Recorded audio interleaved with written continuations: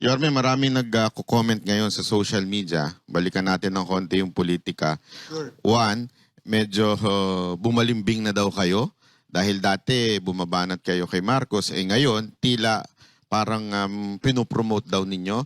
Ano masasabi nyo dito sa mga nagsasabi sa inyong bumalimbing na daw po kayo? Oh, yung balimbing, depende yan. May matamis, may maasim. Nakain niyo na ba yun? Wala akong ganun. Action Demokratiko ako. At ang tinakbo ko po yung mayor. Noong nagkalaban-laban kami sa pagka-presidente nung araw, may mga bagay na nasabi na. Bagamat yung mga nasabi, ang taong bayan ay nagpasya na. Talo ko.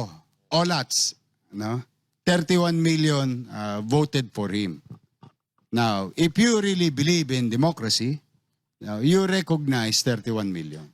Ganun lang kasimple. Di tapos na. Tingnan ninyo. Maghanap kayo. Ito, magandang challenge. Doon sa kung sino yung nag-comment. Maghanap kayo ng mga salita. Simula nung naolat sa ako pagka-presidente. Ang dami ng iskandalo na nangyari. Presidente si Bonget. Mas komportable ako sumisang pagka si Bonget ang tawag namin, but with due respect kay President Marcos. Anong ginawa ko? Nakipagtulungan. Para ano? Para ba sa politika ko? Unang-una, wala naman ako ambisyon na. Pangalawa, hindi naman kami magkakontra. Presidente siya, mayor ako. Nataon pa, ito mas masakit. Mayor ako ng Manila. Hindi naman ako mayor ng Quezon City, Pasig, Taguig o Makati. Ang Manila is very unique because we host the seat of power. Malacanang, nasa Maynila. Anong buting idudulot sa mamamayan ng Maynila? 2 milyon sa gabi, 3 milyon sa araw. Kung ako'y makikipagbardagulan sa presidenteng hindi ko kapartido. Or, may buti bang mapapakinabangan ang mga taga Maynila kung ang mayor ng Maynila, partido man o hindi, ay nakikipagtulungan sa Office of the President?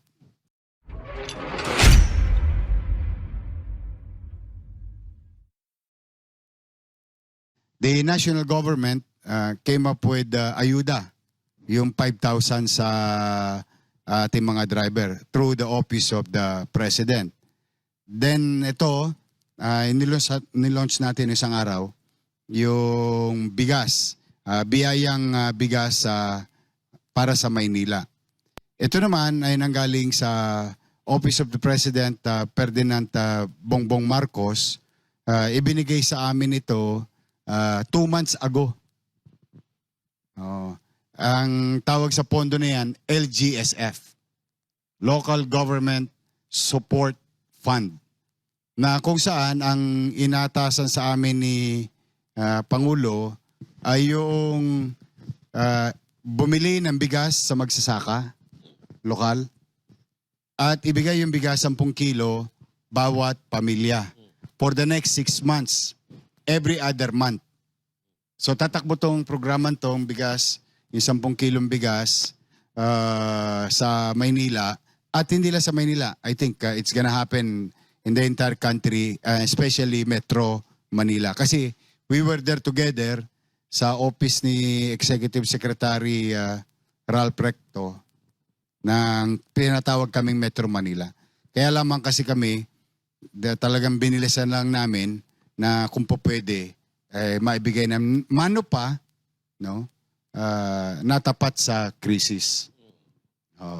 Ang uniqueness lang dito, kung makikita mo yung video, yan. Pasinin mo yung video. No? Working class. Yan ang tatama naman dyan. Working class, ibig sabihin mga middle class, working class, mga empleyado, ang pinili ng Maynila. 80,000 families. Tatakbo tong 6 months. Every other month, tama ka. Every other month. 6 months within the year, every other Galing month. sa national. 80,000. Office of the President under the LGSF. Yorme, matuloy kaya. Baka hindi kaya mabudol kayo. Hindi, ang good news naman, Oli, dinownload na kasi yung pera na yan. Na-bid na, kumbaga. Yung sinabi ko sa iyo, pinatakbo namin yung mga regulasyon, sinunod namin, binilisan namin, then yun. Kaya ano na siya, tiyak na yun. Kasi yung pera ay nasa lokal na pamahalaan na. Ang pinakamalaking nakuha, Quezon City. Pangalawa, Caloocan. Pangatlo, Manila. In terms of hundreds of millions ang nakuha. We were there together. So after that, ito, nasimulan na namin isang araw. This is about 16,000. Itong day na to, itong day lang na to. 16,000 yan. Ito yung ceremonial na pagbibigay sa SM Manila. But after the event, diniretso na kung saan-saan sa Maynila. So by Monday or Tuesday and Wednesday, yung iba-ibang sektor naman. Ang kagandahan lang dito, Jay, yung tatama din dito yung mga driver ng jeep at tricycle. Kasama sila sa bilang namin. Pero Yorme, punta na tayo sa medyo mainit na issue kasi ito yung pinupukol sa iba na kaya daw may ganyang ginagawa si Marcos sa inyong lugar dahil alam naman natin na kailangan niya ng tulong sa Maynila para sa darating na eleksyon. Actually, it's the other way around. I have to be honest to our people. Lalo na itong programa nyo, Vox Populi. We need a lot of help as a city government. Especially ako, 2 milyon yung obligasyon ko. 2 milyon bibig yun. And it's crisis. So it's really the other way. Any, and when I say any, immaterial who they are, any person, any individual, private, katulad nung may nagbigay sa amin, private sector, ayaw lang niya pabanggit yung pangalan niya, binigyan niya kami halos sa 5 milyon na fleet card. Petron. Binigay ko ulit sa driver yon. Tumama yung driver ng 4 na bulig. Kasi ang isang fleet card, isang bulig 4 ang binigay ko doon sa mga sumali sa ating libreng sakay. So whether it is BP Sara, whether it is Bongbong Marcos, our President, Senate President, Senador, Opposition, Administrasyon, maliit na kumpanya, malaking kumpanya, any help we will receive as long as it will benefit our people in the city of Manila. Kasi tukod na to, Banat, alam mo naman na tukod yung pananalapi ng lungsod na Minanako. Talagang Naubos. anyway, tapos na yan. We move on talaga. But ngayon, ginagawan ko ng paraan. Iniraraos ko. Pero sabi nyo, kahit anong kulay, Yes. meron bang yung masasabi nating oposisyon na tumulong Meron. sa inyo? O katulad halimbawa, it seems opposition siya, no? Si Congressman na Lebiste. Leandro Lebiste. Nag-gaibe yun. 4 na bulig na 25 kilos. Alam mo, tumama dyan, with all honesty, unang-unang tumama dyan, BHW, BNS, at saka yung mga daycare teacher namin. Natsambahan ko naman, alam mo talaga, pagka lolobi ng Diyos maswerte-swertihan mo. Nagulat ako dyan kay Congressman Leandro. Ano lang yan, the day before, tumawag, pwede ba kaming tumulong? Siyempre, pwede. Pero nagulat ako, 4 na bulig. Na 25 kilos 25 kilos. Dami nito, paldo to. Ano to, magandang bigas to. Yung siya yung may pandan, parang gano'n. Boko pandan. Yun yung binigay niyang bigas. The same day. Kanina. Ito, just for the record. Si President Marcos kahapon nasa Benguet ba yun? Pangasinan. Di ba namili ng gulay? di ba? Tumama sa amin kanina. Dumating sa amin dumating sa amin ng madaling araw, I think mga bago magbukang liwayway. Ngayong bago mananghali, inubos na namin. Pinamigay namin sa Parola area, sa lahat ng western side halos area. O pati Baseco may tumama rin. Gulay 'yon na binili ng Office of the President, tapos binigyan kami, diniliver kagad namin sa Utaw. So regardless kung anong kulay, Material. talagang basta makakatulong sa lungsod ng Maynila. Wala namang kapalit na Ayun. kailangan i-promote sila. Good question. Good question. In fairness to President Bongbong Marcos, for so many instances, kasi many na many instances na nangalabit pengi talaga ako, literally. Talagang, sabi mo, baka naman. Ang daming pera ng LGSF eh. In fairness, nag-share din siya sa buong Pilipinas. Hindi lang sa Maynila. Ni minsan. Not a single word, not a single situation. He asked about anything politics. Anything politics, none at all. In fairness, whether nasa Chikot ako, doon sa 01, di ba may insidente, sinakay niya ako doon sa 01.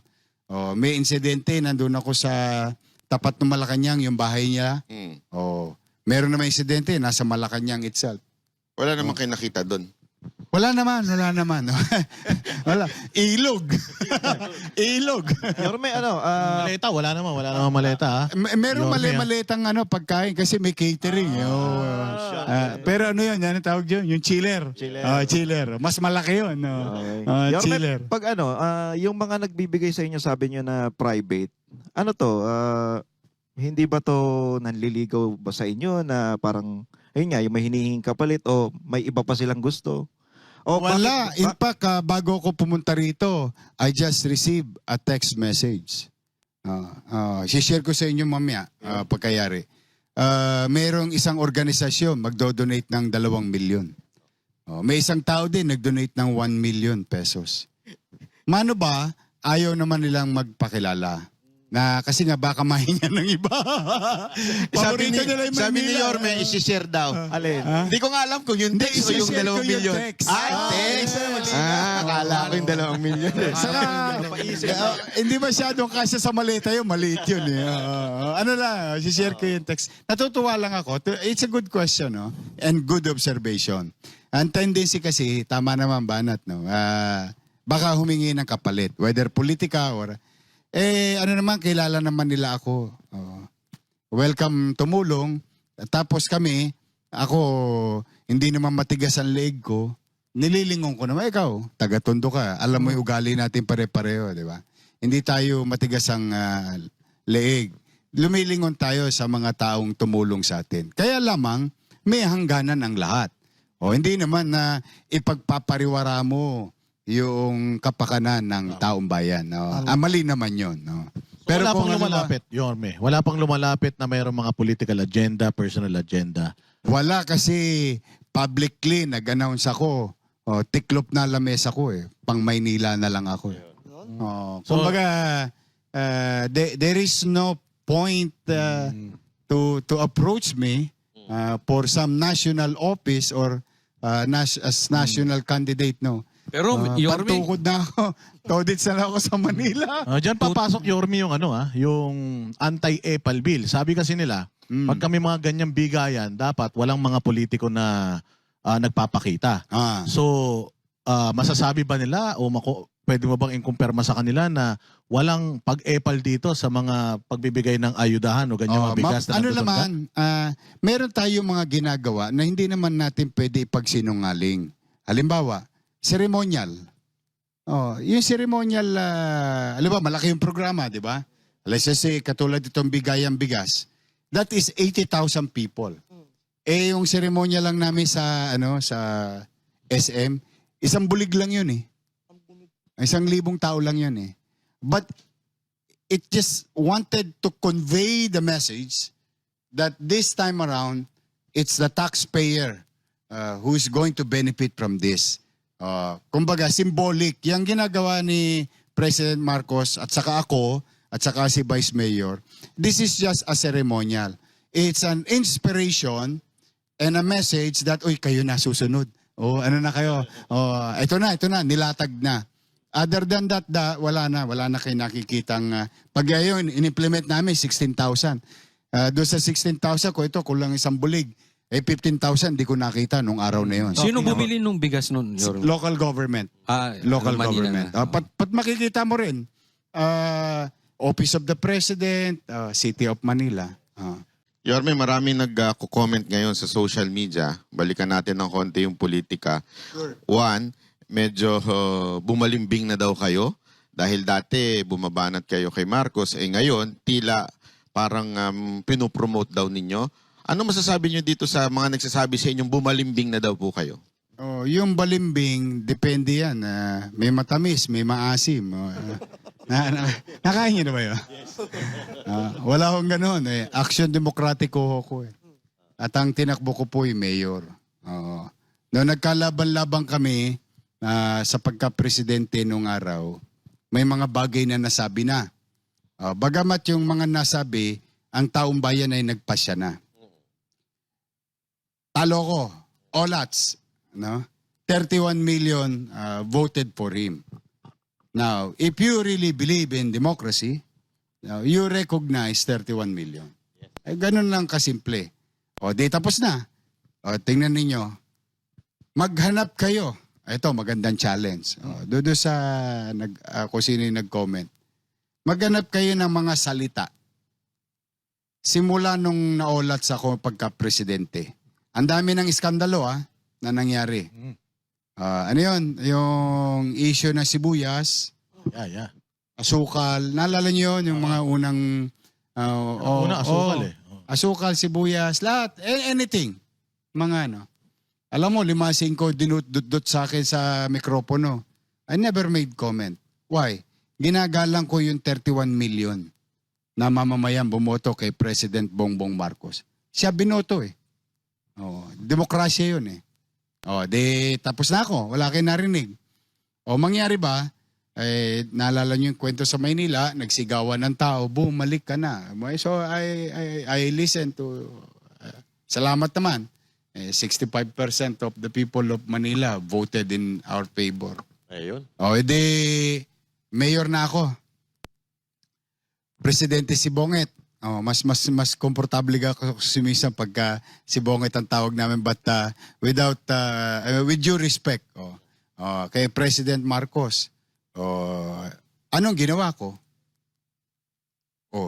Nakipagtulungan. Para ano? Para ba sa politika ko? Unang-una, wala naman ako ambisyon na. Pangalawa, hindi naman kami magkakontra. Presidente siya, mayor ako. Nataon pa, ito mas masakit. Mayor ako ng Manila. Hindi naman ako mayor ng Quezon City, Pasig, Taguig o Makati. Ang Manila is very unique because we host the seat of power. Malacanang, nasa Maynila. Anong buting idudulot sa mamamayan ng Maynila? 2 milyon sa gabi, 3 milyon sa araw. Kung ako'y makikipagbardagulan sa presidenteng hindi ko kapartido. Or, may buti bang mapapakinabangan ang mga taga-Maynila kung ang mayor ng Maynila, partido man o hindi, ay nakikipagtulungan sa Office of the President. Immaterial of names.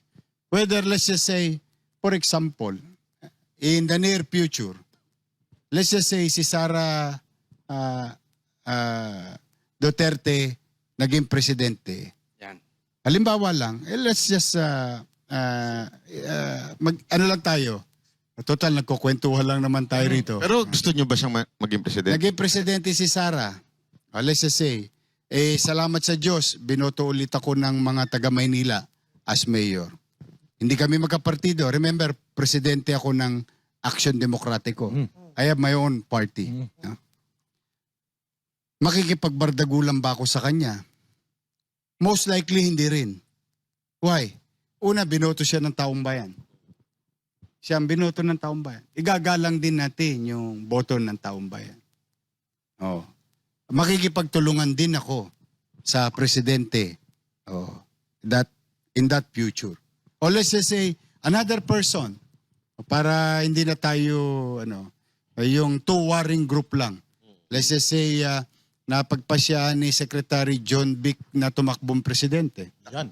Naging presidente siya. Hindi mangyayari yun. Hindi, pero kwentuhan na lang. Usapan lang. Di mangyari ba, makikipagtulungan din ba ako? Yes. Pagpalagay natin si Leni Robredo, naging presidente, tumakbo, naging presidente. Makikipagtulungan ba rin ba? Makikipagtulungan ako. Pero Yorme, Kumbaga, generally, I will do the same whoever sit in Malacanang because one, I am the host city. Yes. That's the uniqueness of us. Two, we are a struggling city. I cannot lie about it. Lahat ng uri ng tulong hihingin ko. Maniwala kayo, ipanghimod ko ang taong bayan. Then so be it. Hindi ko ipanghihimod ay pagkakatimawa ang sarili ko. Dahil magagalitan nanay ko, babango sa libingan niya yun. Kasi sinabihan ako ng nanay ko na huwag ako magpapakatimawa. Pero, kung taong bayan ang pag-uusapan, bakit hindi? Why? Tumakbo ako, salamat sa Diyos, sa tao, nanalo, para maglingkod. Hindi para makipag-away. Correct. Yun ang aking obligasyon. Now, I may be wrong about it. Then, if that is wrong, I'd rather be wrong. Addressing 2 million mouth. Especially ngayong krisis na ito. Yun ang punto ko lang So dyan. talagang ang focus nyo yung mga taga-Maynila. Parokyal. Pag tinignan mo to sa mga politiko, yung analyst, masyadong parokyal yung mindset ko.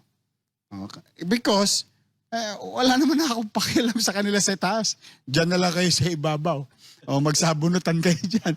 Basta todits kami. Hindi to. It's not because I don't care. It's just that may kanya-kanya tayong boxing. Tapos may kanya-kanyang arena. My opinion. Medyo fast forward lang tayong konti, Yorme. 2028. 2025, Hindi pa ba patapos na to? Uy, malapit na. Hanggang alas 8 lang kayo. Alam ko na saan pa mo tatis natin. 2025, May tubig ba? Umiinit eh. umakyat sa entablado si VP Sara Duterte Okay. kung saan kayo yung nangangampanya. Sa 2028 po ba, paaakyatin nyo uli at papayagan nyo uling umakyat si VP Sara Duterte kung saan kayo ang may gawa nitong rally na ito? Ako may pangarap. And only a few knows this. And I'm going to make it public because of your question. As I have said, loobin nawa ng Diyos na bigyan ako ng lakas ng pangangatawan at kakayanan. Fiscally, to improve the lives of the people of Manila and Manila itself. I will do so. And to the point that come 2028, let's just say, because your question is hypothetical, tumakbo si VP Sara. Tumakbo pa yung isang kandidato. O tumakbo pa yung isang pang kandidato. Let's just say, ako talaga ang pangarap ko, kung wala silang kandidatong mayor, halimbawa, walang kandidato si VP Sara o sige, pangalanan na natin yung mga nag-aasam. O si VP Sara, o si Leni Robredo, o si John Vic Remulla, o si Risa. Sila kasi ngayon yung mga possible front runner, di ba? For the presidency and vice president. Let's just say wala silang kandidatong mayor sa Maynila. Welcome sila lahat sa Maynila. pero sino Tatayo yung... ko sa entablado ni Sara, tatayo ko sa entablado ni John Vic, tatayo ko sa entablado ni Leni, tatayo ko sa entablado ni Risa, and so on and so forth. Why? Why would I do that? Let's just say, ba't mo gagawin yun? Ayoko nang idamay yung 2 milyong Manileño sa politika. What's there for them? What's in it for you? Pero yun, ano is ba ang kapakinabangan? Hindi, yun lang naman yun. O, parang Switzerland ang Maynila. O, parang ganun ang gusto ko. Tayo ka sa lahat ng tablado. Gusto mo kami pa gumastos bilang aksyon demokratiko. Pero sino itataas mo? Ay, that's another story. Oh. Sino yung your best I'll choice? cross the bridge when I get there. Oh, di ba? Pero kung halimbawa nga ganoon, ipararamdam naming mga taga Maynila na sila'y malugod at mainit na tatanggapin ng mga Manileño. Kasi hanggat mari nga ayaw ko ng madamay pa sa politika yung mamamayan. Tingin ko pagod na ang tenga ng tao sa bembangan ngayon ng away ng politika. Ako, yun lang na may akin. And I may be wrong about it, but for now, iniiwas ko na lamang yung tao sa lungsod ng Maynila na masakripisyo dala ng personal kong interes sa politika in as much as I can.